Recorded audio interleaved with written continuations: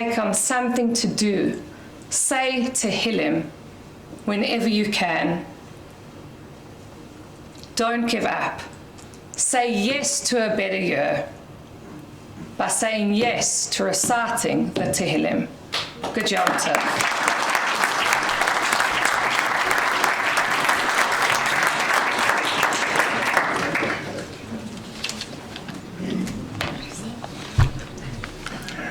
Hi everybody, Rabbi Mazinta, I'm not sure where you are, and everybody that's come here, I very much appreciate it.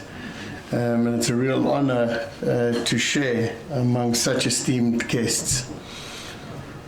My topic is changing direction, and I need to preface that with a few things. I was thinking about that on the way in. One, in changing direction, I'm talking about my change in direction, and I hope that in some way that's beneficial and can carry a message of hope to everybody that's sitting here. Two is that this over here I learnt off by heart, and I prepared it off by heart on the basis that that was how I was going to relate it tonight. And on the way in, I decided I might change direction. And you know what got me thinking about it is that in a fellowship that I'm a part of, years ago, there was a guy by the name of Tony A. He was a big, strong, tough guy. And every Monday I used to go, and every Monday I used to see Tony. And one day I walked up to him, I said, Tony, how come you come here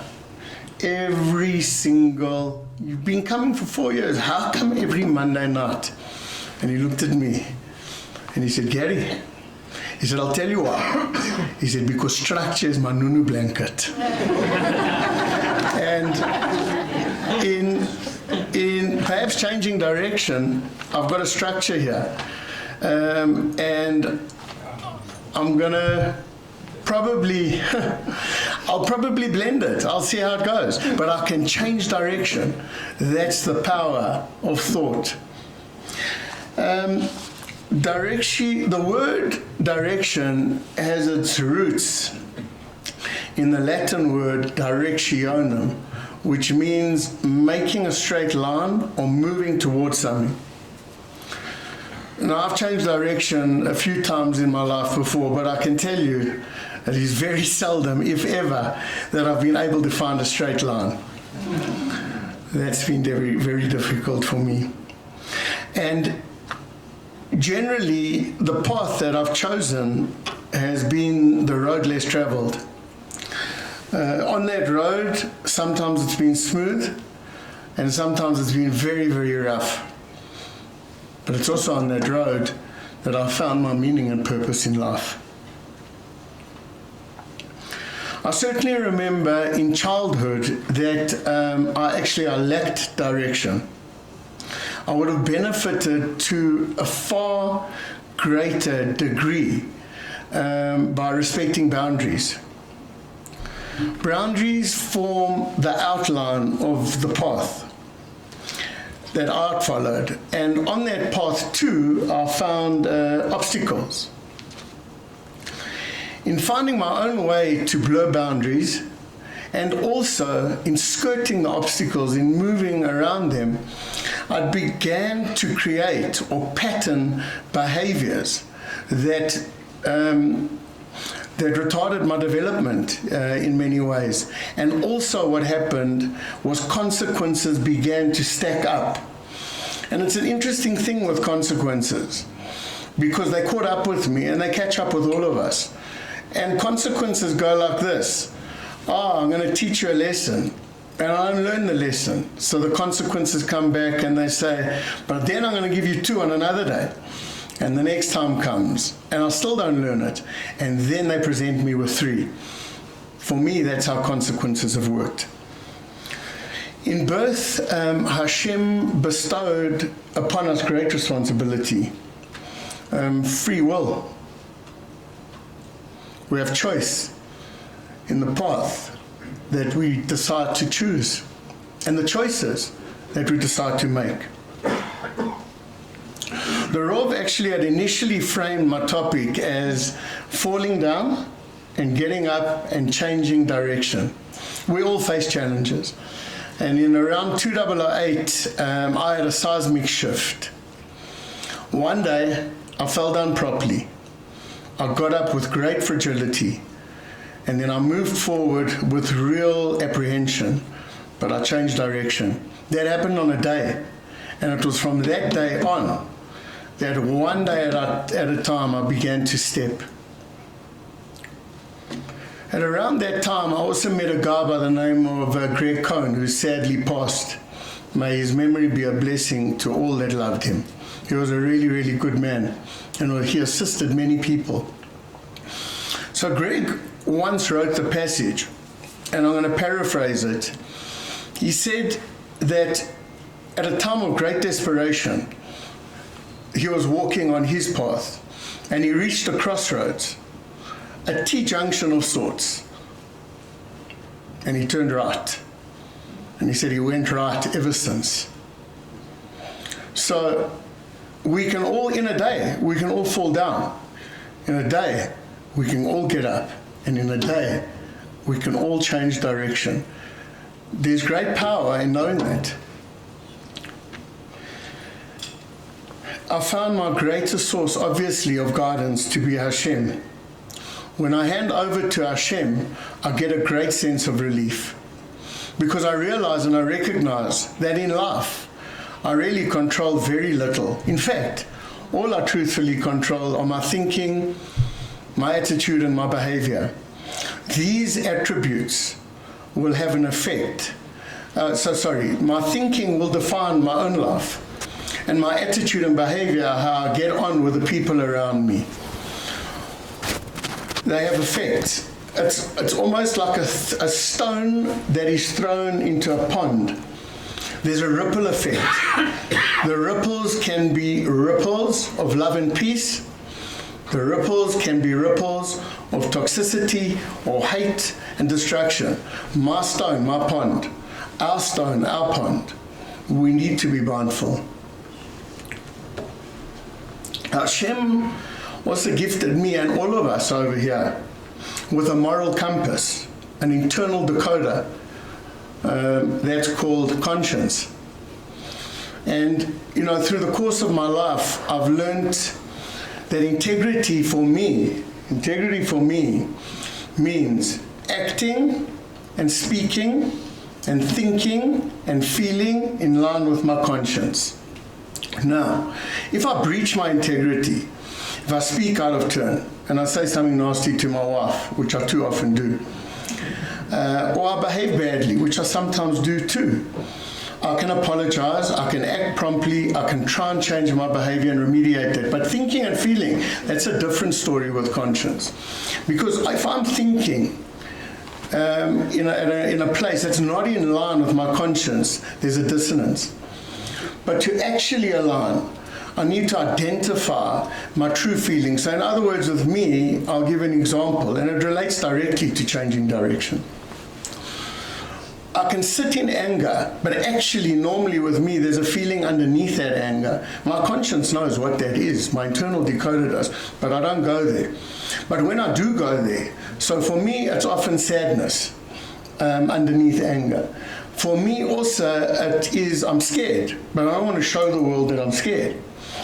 But when I identify that, what happens is my thoughts shuffle, and I begin to align my thoughts and my feelings with how I feel inside. And that has helped me immensely in changing direction.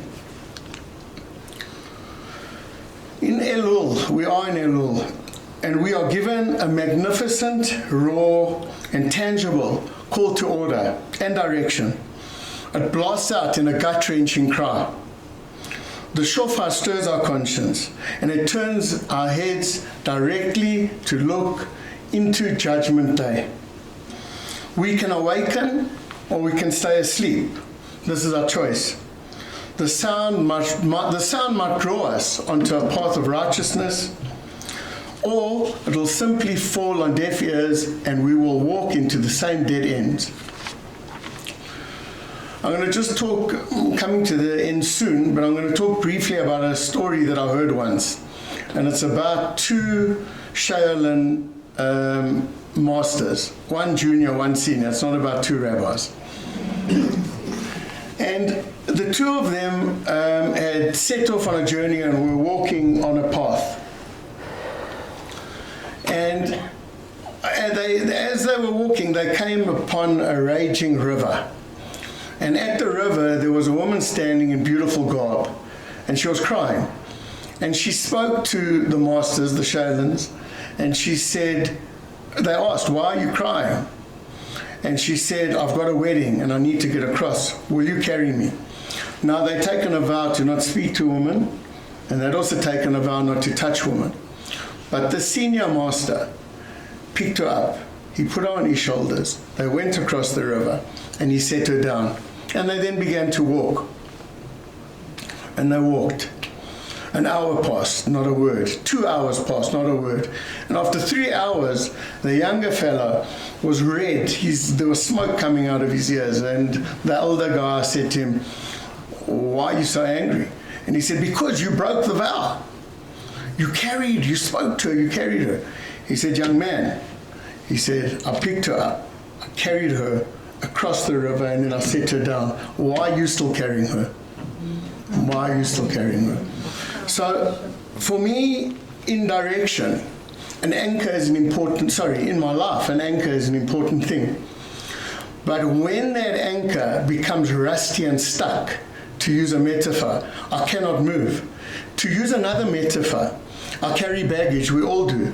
For me, they are resentments, it could be pettiness, it could be envy, it could be fear, it could be greed.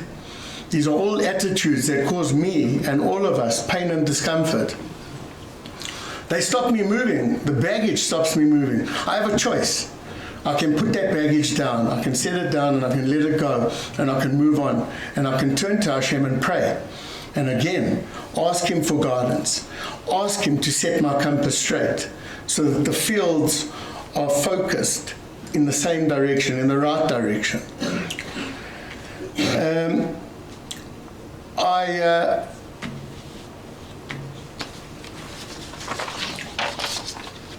There was one thing that I forgot to say earlier, and I just want to add that there's a maxim that says, "Per ardua ad astra," through struggle to the stars. I don't welcome adversity, but if adversity arrives, I use it to grow, and it's helped me and benefited me greatly in the stepping stones in the directions that I am walking in. And the last thing is, many years ago, I had a mentor. She was an Austrian woman, an amazing, amazing woman. And one day, at a time where I was feeling very down, she said to me, "Gary," she says, "what do you do if you're sitting in a dark room?" So I said to her, I go on the ground and I fumble around and I try and get to the door. What do you do if you're sitting in a dark room? Oh, turn on the lights. So we've all got that light switch. We forget that we can turn that light switch on in an instant. So I encourage us going into the month that we're going into, or through this month, not to be our own ESCOM, but to generate our own power, to carry light forward, to carry messages of hope forward, to change direction, and to lead with light. I wish you all a Shana Tova U'Metuka. I wish you all a meaningful fast and all the best always. Thank you. Thank you, Gary. That's beautiful. Thank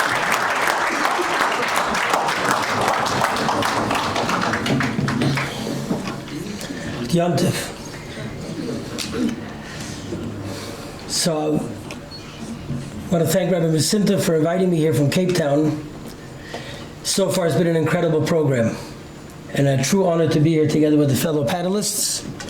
And Mendel, if I had taken that bet, I can tell you right now I would have lost badly.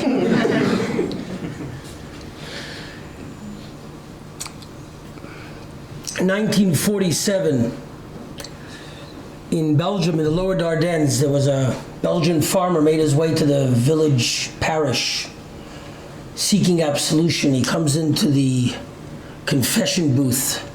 He says to the priest, "Forgive me, Father, for I have sinned." The priest says, "What did you do?" He says, "In the war, I hit a Jewish family." He says, "Well, that's not a sin." He says, "That's a good thing." He says, "But there's not a need to seek absolution." The farmer says, "Yes, but I charged the family money weekly." He says, "Well, it's only reasonable. You took a risk. And it cost you as well to feed them?" He says, "Yes, but I charged them 50 florins a week, an absolute astronomical amount of money." He says, "There's no need to seek absolution." He says, "It's reasonable. You took great risk and you got some reward for it." He says, "Father, I have one further question." He says, "Yes, my son." He says, "Do I have to tell them that the war is over?" Have you noticed that we've had an event? Look at the poster. It doesn't say COVID. It doesn't even say Zoom. We've had 3 wonderful speakers who have lifted us up. I feel like 3 l'chaims right now just to get going. It's so inspiring. And no real discussion of COVID whatsoever. This is amazing. I mean, for the last 2.5 years, have we spoken about anything else? And yet here we are. The war is over, Baruch Hashem.